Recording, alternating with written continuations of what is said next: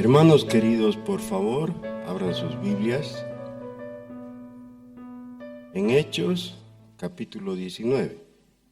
Aconteció que entre tanto que Apolos estaba en Corinto, Pablo, después de recorrer las regiones superiores, vino a Éfeso y hallando a ciertos discípulos, les dijo: ¿Recibisteis el Espíritu Santo cuando creísteis?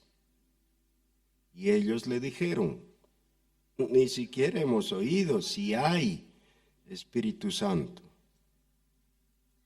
Entonces dijo: ¿en qué pues fuisteis bautizados? Ellos dijeron: en el bautismo de Juan. Dijo Pablo: Juan bautizó con bautismo de arrepentimiento, diciendo al pueblo que creyesen en aquel que vendría después de él, esto es, en Jesús el Cristo. Cuando oyeron esto, fueron bautizados en el nombre del Señor Jesús.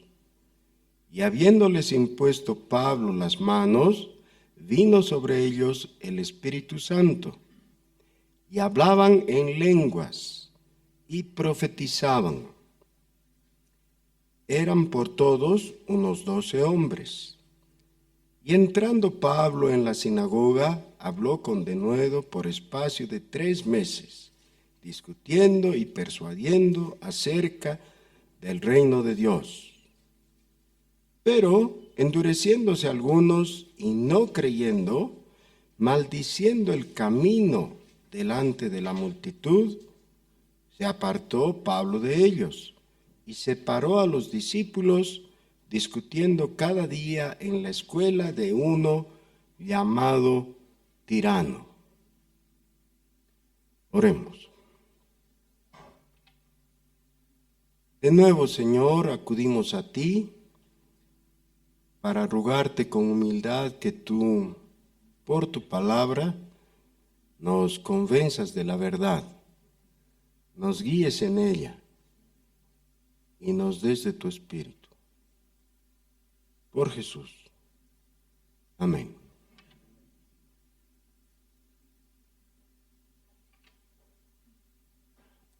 A partir del siglo pasado, ha surgido una discusión entre los cristianos respecto al tema del Espíritu Santo.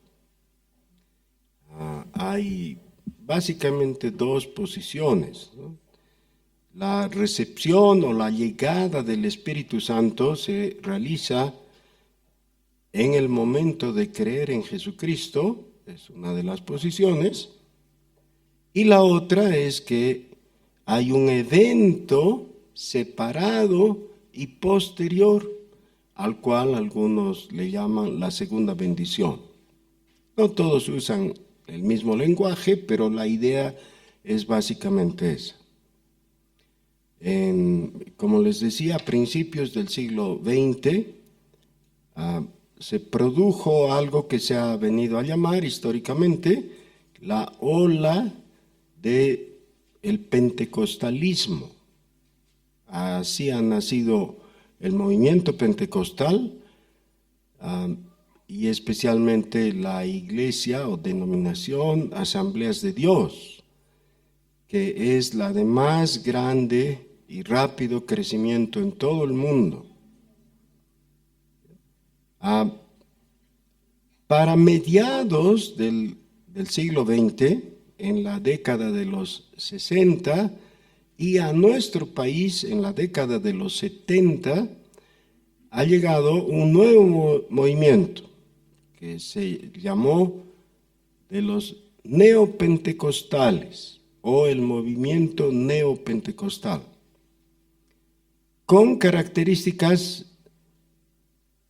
diferentes en varios sentidos, especialmente sociológicos, pero similar en el énfasis en el tema del Espíritu Santo. Ahora, hay que aclarar algunas cosas. No hay cristiano verdadero que rechace al Espíritu Santo o rechace la doctrina del Espíritu Santo. Si una persona es cristiana, claro que cree en el Espíritu Santo. La diferencia no está ahí. La diferencia está en que los pentecostales y los neopentecostales enfatizan en la segunda bendición, es decir, un segundo paso después del momento en que el individuo ha creído en Cristo, y también en ciertas características fenomenológicas respecto a cómo evidencia el Espíritu Santo su presencia en la vida de una persona o de una comunidad. Infelizmente, tenemos que reconocer que entre las dos principales posiciones, que son diferentes, hay también mucho prejuicio de los unos contra los otros. Los pentecostales hablan de los que no son pentecostales como que fueran cristianos apagados, que no tienen gozo, que no tienen las evidencias propias de la presencia del Espíritu Santo. Los que no son pentecostales tienen el prejuicio contrario a los pentecostales, diciendo que son unos escandalosos, metebullas, desordenados. Y ¿saben qué? Ambos tienen razón, parcial, ¿no? Tienen un poco de razón. Efectivamente, esas son las características. El problema es que esas características se han caricaturizado, es decir, se han vuelto una caricatura de la realidad. Y cuando ya las personas se conocen más cercanamente, en muchos casos se llevan grandes sorpresas. Yo he escuchado el testimonio de algunos pentecostales que han reconocido de hermanos no pentecostales que eran personas muy ardientes en el espíritu, pero con otras características. Y viceversa, ¿no? Así que no vamos a caer en eso de las caricaturas. Más bien, lo que queremos hacer es ver la Escritura y ver qué es lo que dice realmente en el origen, y no dejándonos llevar por cierta tradición. Esta es una iglesia presbiteriana y también tiene su tradición, por supuesto, pero no vamos a imponer la tradición por sobre la Escritura. Vamos a ver la Escritura y ver qué es lo que dice como lo más importante, porque la Escritura es la palabra de Dios. Ahora, recuerden que en el pasaje anterior hemos visto la conclusión muy apagada, digamos, del segundo viaje misionero del apóstol Pablo. Estaba en Corinto y de repente se le ocurrió, por así decirlo, volver a la Palestina, es decir, volver a Jerusalén, ir y presentar su voto y visitar brevemente a Antioquía y de nuevo regresar a donde debía haber estado, es decir, el área de Grecia y del Asia Menor. Eso ya lo hemos visto. En el tiempo en que él estaba haciendo eso de su voto, que en mi humilde opinión fue un error, pero ¿quién soy yo para juzgar al apóstol, no? Cuando él no estaba ahí, hubo un descubrimiento de un joven predicador que, aunque era predicador y era muy dado a comunicar las buenas nuevas al resto de la gente, en el ambiente judío, por supuesto, se descubrió que él no sabía todo lo que un predicador debía saber y no sabía lo sustancial. no sabía acerca de Jesús. O sea, ese predicador solamente conocía a Juan el Bautista y su doctrina. Tal vez ni había conocido a Juan. Ya habían pasado más de 30 años desde la predicación de Juan el Bautista. Pero seguramente oyó a los que habían recibido la enseñanza de Juan y él la esparció. Entonces, Aquila y Priscila, con mucho tino, lo llamaron aparte y le comunicaron esa parte que él no conocía. Y el énfasis de eso, en el capítulo 18 está que lo que Aquila y Priscila le dijeron a este hombre tenía que ver con el camino de Dios. Ahora, el camino de Dios no es un término tan desconocido para nosotros, ¿no es cierto? Jesús dijo, yo soy el camino, la verdad y la vida. Jesús es el camino de Dios. Entonces eso le llevó a este joven llamado Apolos. En el versículo 28 dice que con gran vehemencia refutaba públicamente a los judíos, demostrando por las Escrituras que Jesús era el Cristo. Jesús es el Cristo.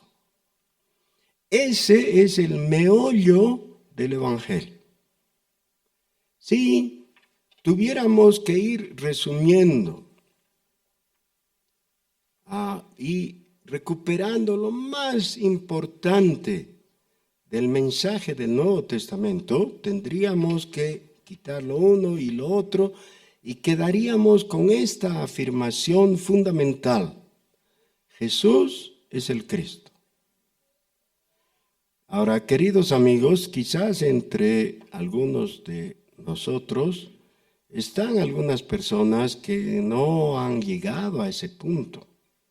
Si tal fuera el caso, les ruego encarecidamente que después hablen conmigo, porque eso no pueden dejarlo en suspenso. Necesitan llegar a esta concepción básica. Jesús es el Cristo. Ok, ese es el corazón del Evangelio.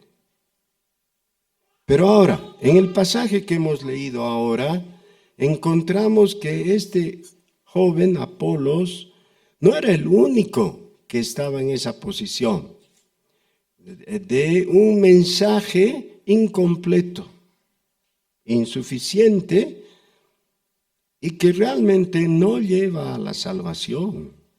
No es suficiente para la salvación. Para la salvación se necesita saber y creer que Jesús es el Cristo.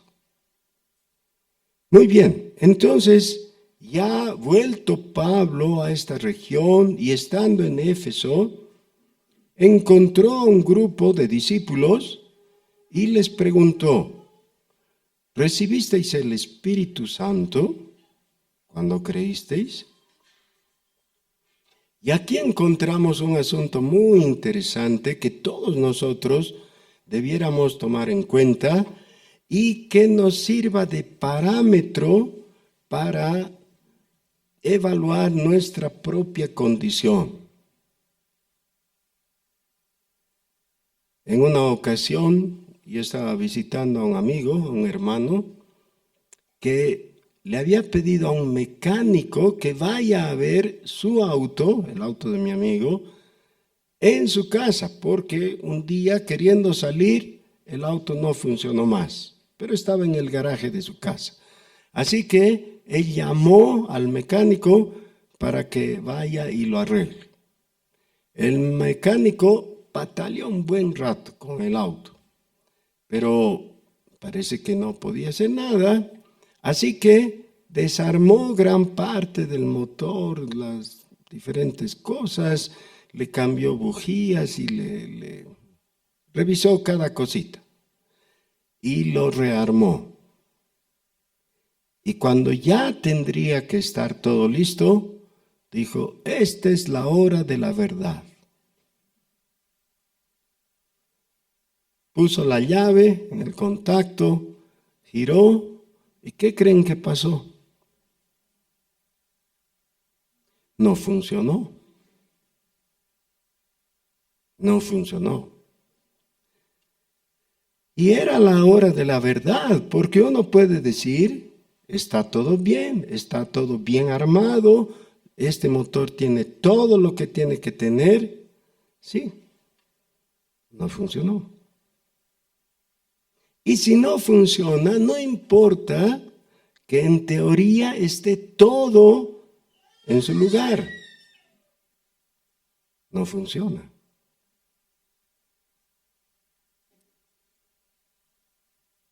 Ahora necesito hacer un paréntesis y una aclaración. En estos diferentes pasajes se menciona el tema del Espíritu Santo y se une a la idea de bautismo. Bautismo en es una palabrita cortita, ¿no? En. Es una preposición, tanto en el griego como en el español. Es interesante, pero en griego la preposición en es exactamente igual.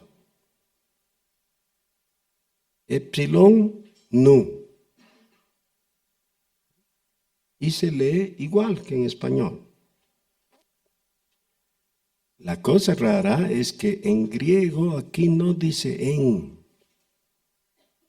Así que la traducción en es incorrecta, o por lo menos no muy apropiada. La palabra que se usa en la mayor parte de los pasajes, donde el verbo es bautizar, la preposición en griego es eis. Y eis significa, a diferencia de en, hacia. Así que cuando normalmente ustedes ven en español, en la versión Reina Valera, en el Espíritu, debiéramos suponer que casi siempre en griego la preposición es eis, o sea, hacia el Espíritu. Cuando fuisteis bautizados hacia el Espíritu. Ahora, eso no cambiaría mucho realmente, no necesitamos pensar, he sido engañado por esta traducción. No es tan grave. Los traductores han pensado que en español sería más apropiado en, y yo no sé por qué creen que va a ser más apropiado traducir algo incorrectamente. La forma correcta sería hacia. Pero todavía esto no explica qué es eso de bautismo hacia o bautismo en el Espíritu. Porque no está ahí la clave. La clave está en el significado de la palabra bautizar. Y el significado es identificar con. Identificar con. Antiguamente, y cada vez más en desuso, ha caído eso de que cuando una mujer contrae matrimonio, adquiere el nombre o el apellido más bien de su esposo. Y entonces a su nombre le agrega de tal, ¿no? El apellido de él. Ya hace 30, 40 años, algunas mujeres han empezado a decir, yo no soy de nadie, yo soy fulana nomás, así que no uso. A mí me parece un empobrecimiento el no usar eso, porque lo que una mujer que dice soy fulana de tal, de mengano, Lo que está diciendo claramente es, yo ya tengo un compromiso con alguien, ¿no? Un compromiso serio, que es el matrimonio. Ya soy mujer casada, no tengo nada que ver con alguien más. Los cristianos tendríamos que agregar a nuestro nombre de Jesucristo. Esa sería una forma práctica equivalente. Ser bautizados hacia Cristo. Es decir, nuestra identidad depende de aquel que me amó y que dio su vida conmigo, por mí.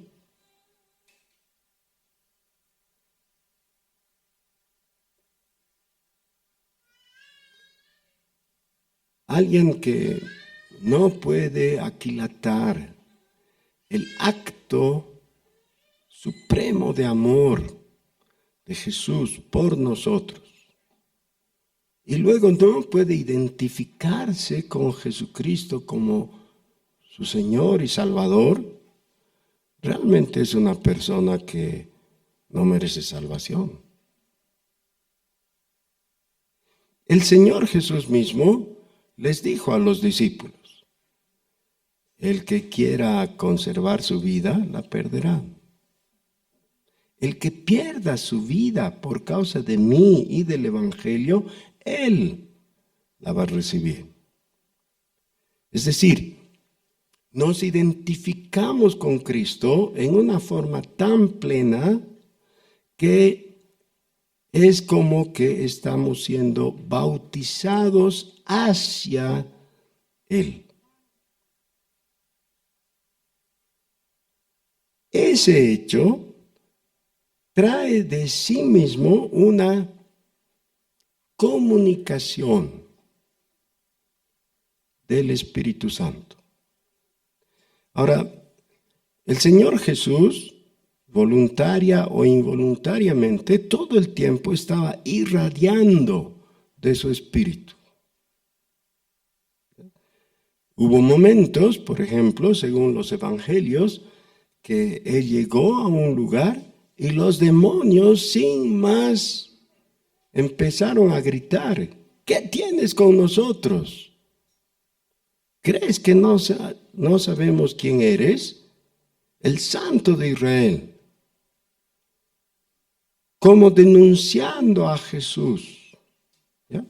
Jesús no es solo un hombre, es Dios que se ha encarnado y está aquí presente.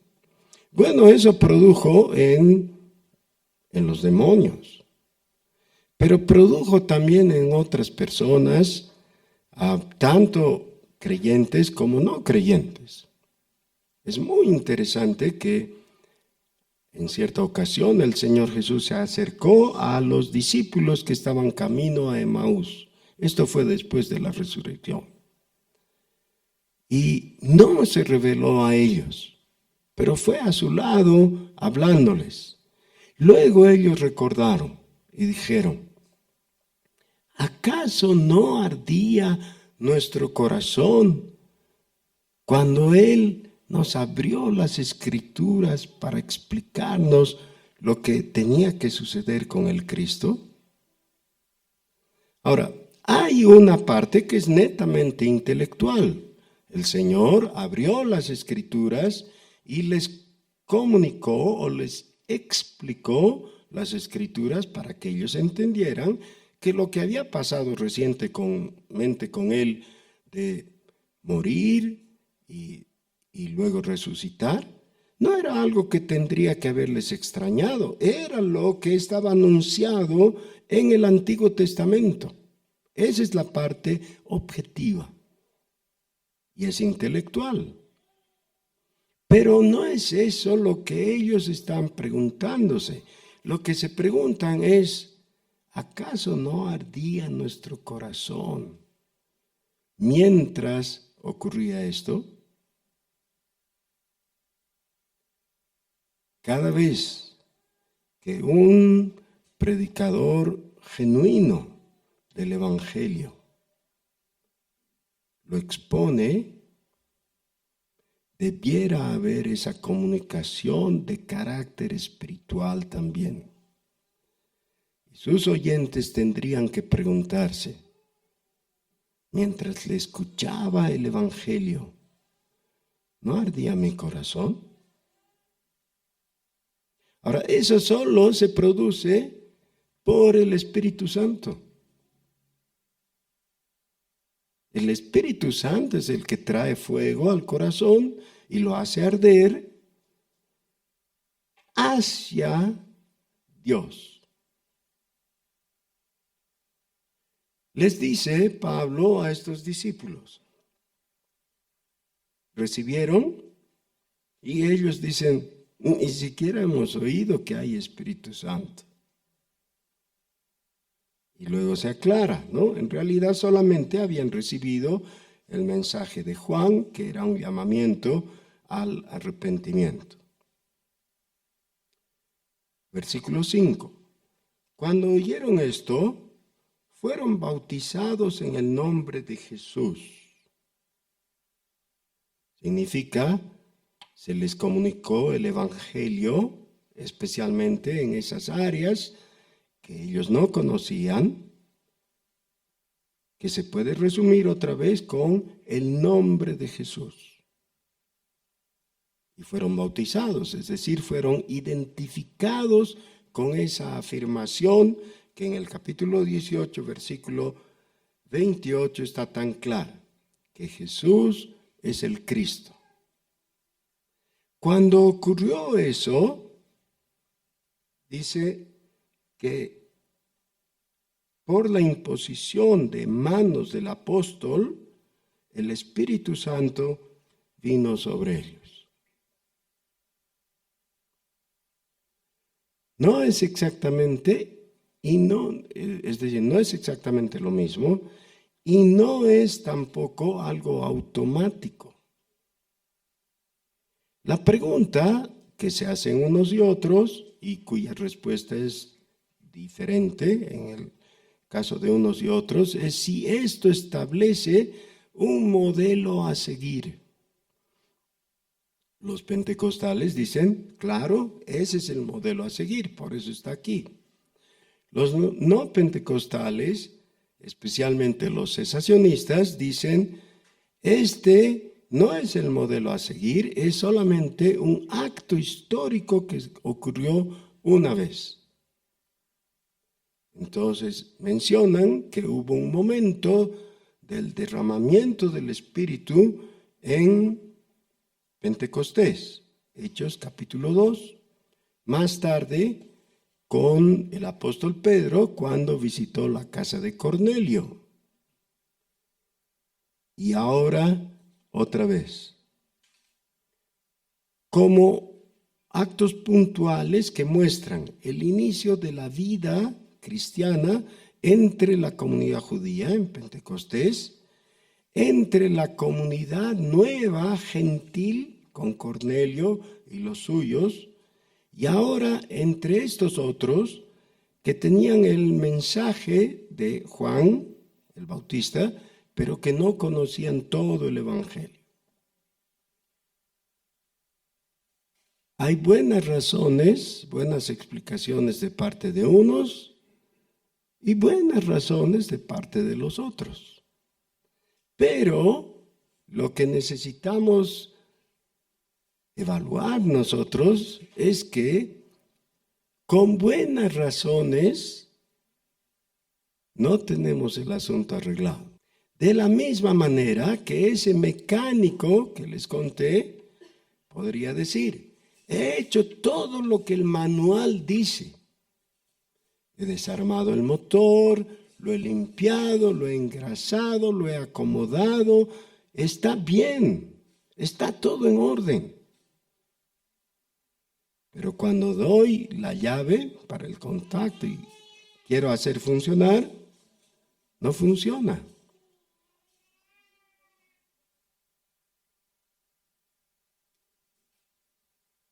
Ese mecánico que dice que ha hecho todo bien, todo como debía ser, ¿tiene razón?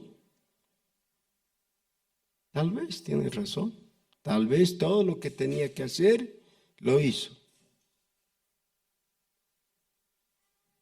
Pero si tú eres el propietario del auto, no quieres que el mecánico tenga la razón. Quieres que tu auto funcione.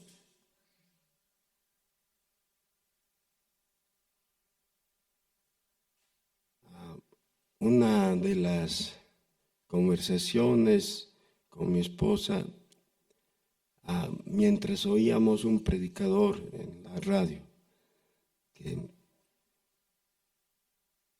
cuenta que oró y parecía que Dios estaba haciendo justo lo contrario de lo que él pedía. Es decir, oró por una necesidad que tenía, pero es como que Dios escogió hacer justo lo contrario. ¿No es eso lo que nos pasa de vez en cuando? Por supuesto, si tienes un familiar enfermo, entonces vas a Dios y le dices, Señor, por favor, sana a mi hijito o a mi papá, no sé, a quien fuera que estuviera enfermo contigo. Por favor, sánalo. Y no sana. O tal vez estoy sin trabajo. Y ya las cosas se están poniendo grises. Y vamos y le decimos, Señor, necesito un trabajo. Y parece que todas las puertas, ni bien te acercas, se cierran en tu cara. Y no hay trabajo. O justo el catedrático de quien depende que te aprueben, parece tenerte una antipatía inmerecida, pero ahí está. Las cosas no funcionan. Y quisieras entonces una explicación de parte de Dios. Quisieras poderle decir a Dios, Señor, ¿cuándo es que tus promesas valen y cuándo no valen? Porque a lo que he sido enseñado es que cada vez que leo una de tus promesas, lo que necesito es apropiarme de ella e ir y decirte que cumplas lo que has prometido. Sí, pero el asunto no es así tan mecánico, no es tan sencillo.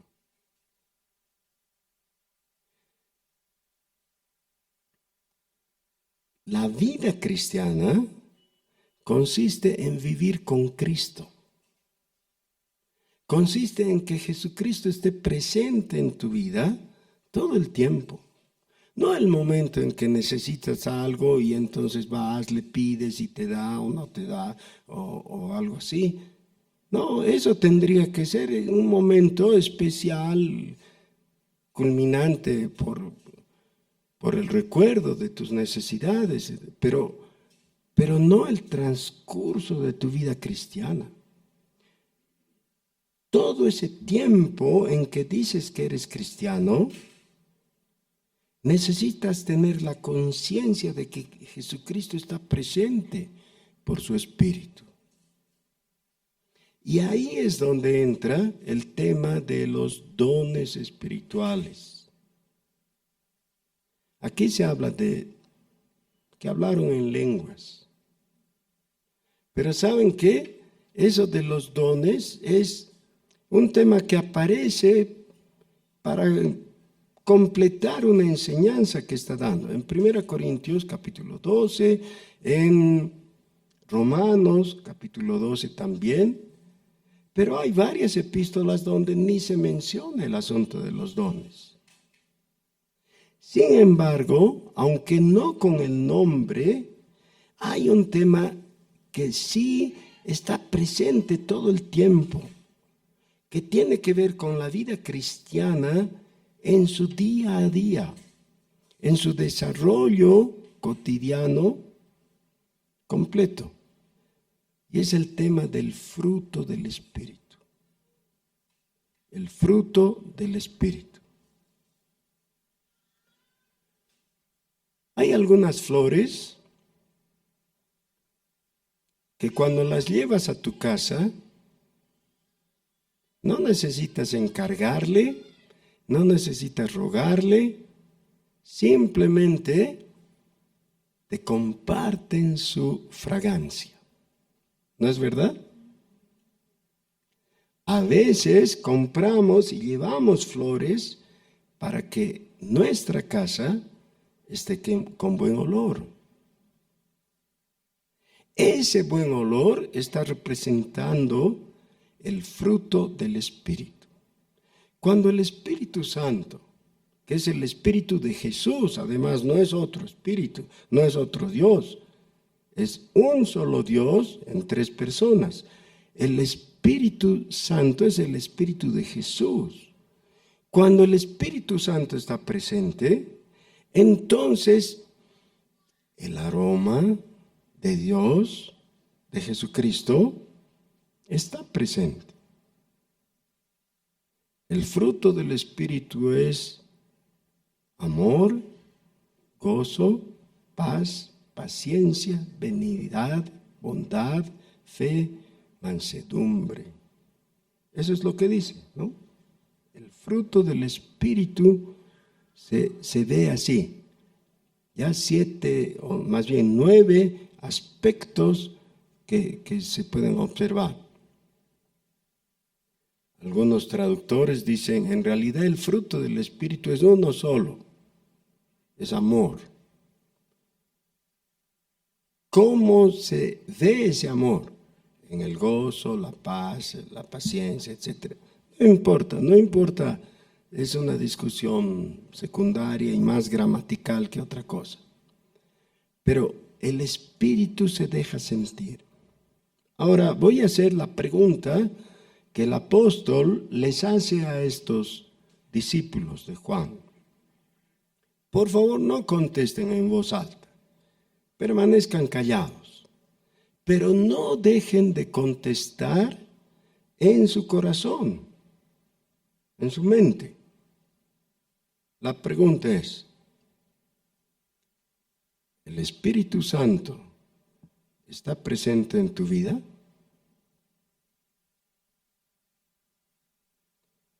Por favor, no den respuestas ambiguas.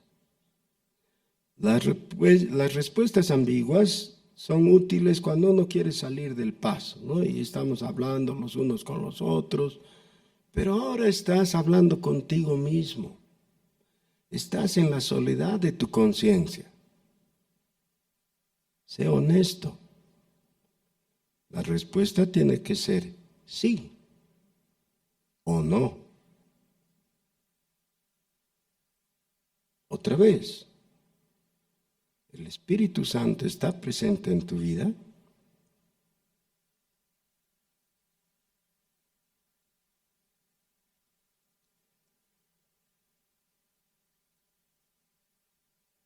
Lo que tenemos aquí en este encuentro del apóstol Pablo con los discípulos de Juan es algo que es un poco diferente. Ellos ni sabían de Jesús realmente, no sabían que había Espíritu Santo, así que es un poco diferente, pues bastante diferente. Si pasamos algunas páginas en nuestras Biblias, si avanzamos, vamos a llegar al mismo lugar. Es muy interesante. Aunque pasemos páginas, vamos a llegar al mismo lugar.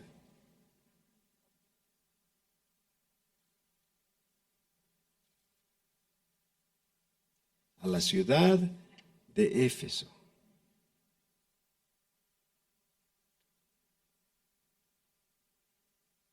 en Éfeso Pablo se encontró con los discípulos. Y es por carta dirigiéndose a los habitantes de Éfeso en la epístola a los Efesios, en el capítulo 5, versículo 18, en la segunda parte dice: antes bien, sed llenos del Espíritu Santo. Así que, si alguien dice, pero lo de Hechos no es válido porque eso no sienta doctrina y no sé qué, ya no importa, está bien, vamos a Efesios. En Efesios dice: sed llenos del Espíritu Santo. Dicen los expertos que la traducción de este versículo tiene una serie de complicaciones. Si se quisiera traducir literalmente, se tendría que usar una combinación de continuo y aoristo que hace imposible el buen lenguaje en español.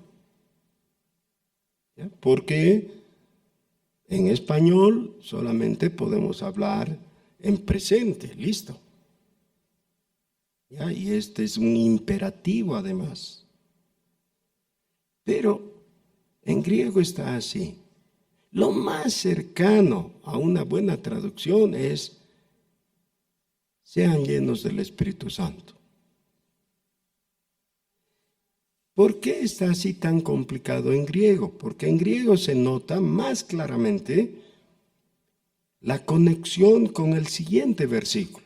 Y esta es la conexión, versículo 19. Hablando entre vosotros con salmos, himnos y cánticos espirituales, cantando y alabando al Señor en vuestros corazones, dando siempre gracias por todo al Dios y Padre en el nombre de nuestro Señor Jesucristo. En la discusión de si el Espíritu Santo llega en una segunda bendición o es automático cuando crees y todo, ¿saben qué? Podrías o no tener razón. Podrías estar equivocado o no. Eso no es lo que cuenta.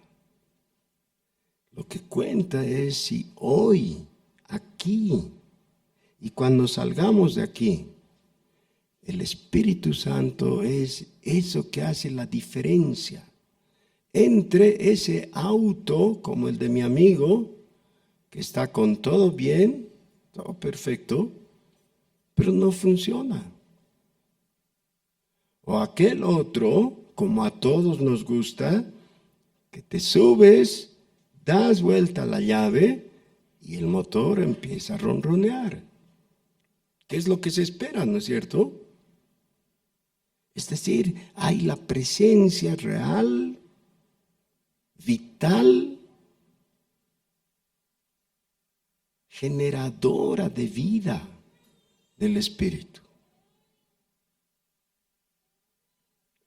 De vez en cuando nos encontramos los unos con los otros y alguien te comparte su pena o su problema. Y lo que te surge de ti es: no hay problema. Voy a orar y Dios va a arreglar el asunto. Le pones una mano al hombro y así sucede. Dios se hace cargo. Hicimos un viaje recientemente y más o menos a la altura de Oruro, mi nieto mayor, me dice: ahora me toca, yo voy a manejar. Ahora ya saben lo que pasa, los que son abuelos, ¿no? ¿Le vas a dar el auto al nieto o no? Bueno, pero... Y cuando estábamos ya por el alto, él dice: estamos sin gasolina. Y en el marcador estábamos sin gasolina. Me dice, ¿qué hacemos? Le digo, bueno, cuando no hay gasolina, sirve a orar. ¿Qué problema tiene Dios de hacer funcionar un motor sin gasolina? ¿Tiene Dios problemas? ¿Y qué creen que pasó? Sí, funcionó. Y claro, un poco después encontramos una gasolinera, obviamente, ¿no? Hay una solución. Pero ahora, tu gusano escéptico que anida en tu corazón dice, sí, claro, pues porque había la reserva.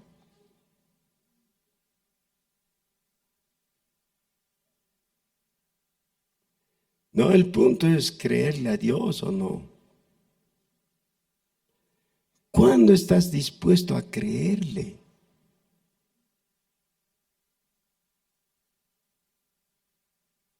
La fe es parte del fruto del Espíritu.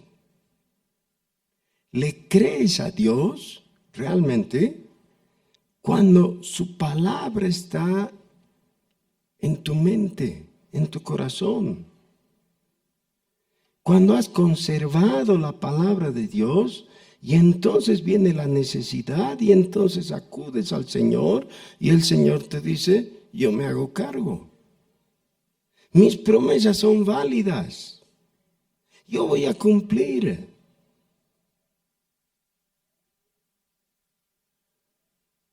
Hermanos, vivir en el Espíritu o vivir con el Espíritu tal como dice aquí, no es solamente que tengas la doctrina correcta.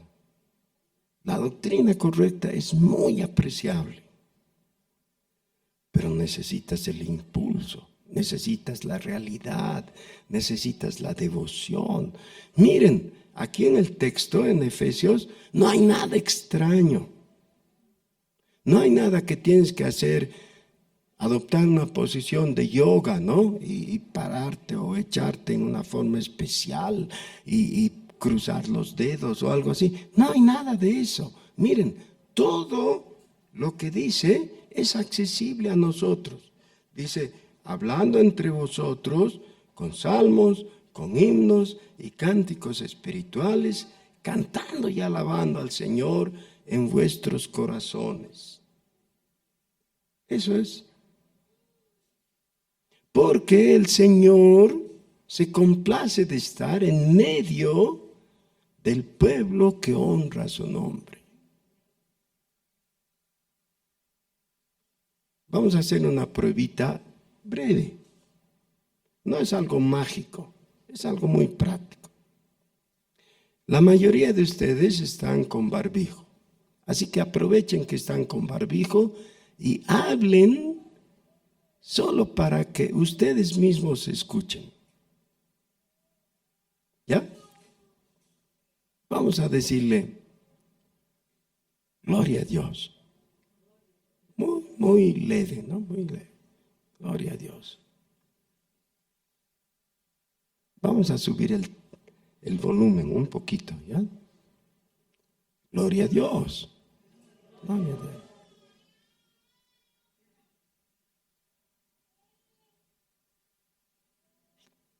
Que no sea tu boca nomás. Sácalo desde tu corazón. Gloria a Dios. No es para que el otro diga y tú le escuches, olvídate del otro. Tú, conmigo. Gloria a Dios. Gloria a Dios. Ahora, ¿han notado la diferencia?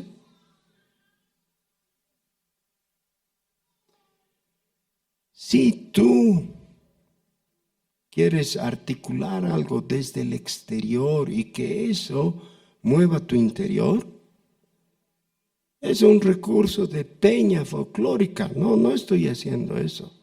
Estoy haciendo lo que dice el texto. Eso es. hablando entre ustedes con salmos, con himnos, con cánticos espirituales, agradeciendo al Señor, agradeciendo al Señor.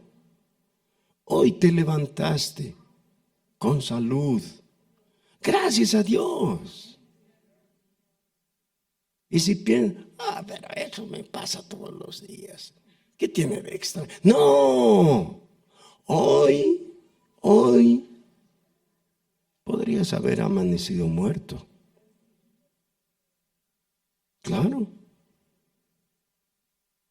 Pero hoy te levantaste con salud.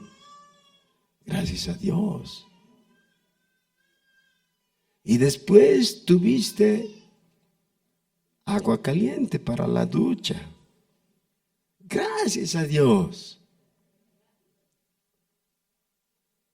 Y un rico desayuno. Para los que acostumbran desayunar. Gracias a Dios. Mucho hay para agradecer. No necesitas esforzarte mucho para pensar, ¿de qué agradezco? Claro que hay mucho. Todos los días Dios ha sido fiel contigo y te ha dado. Gracias a Dios. ¿Tengo motivos para decir gloria a Dios? Sí, tengo muchos motivos. Pero el motivo básico es que para eso fui creado. Tú también. Para decirle, Señor, tu nombre reciba toda la gloria. Y para reconocer que Jesús te amó desde antes de la fundación del mundo para darte salvación. Si alguien me dice, bendigo a Jesucristo, quien dio su vida por mí en la cruz, bendigo su santo nombre, no voy a dudar que tiene el Espíritu Santo. Solo el Espíritu hace que digamos eso con fe. Así que vamos a ser bien presbiterianos, profundamente pentecostales, llenos del Espíritu. Que el Señor les bendiga.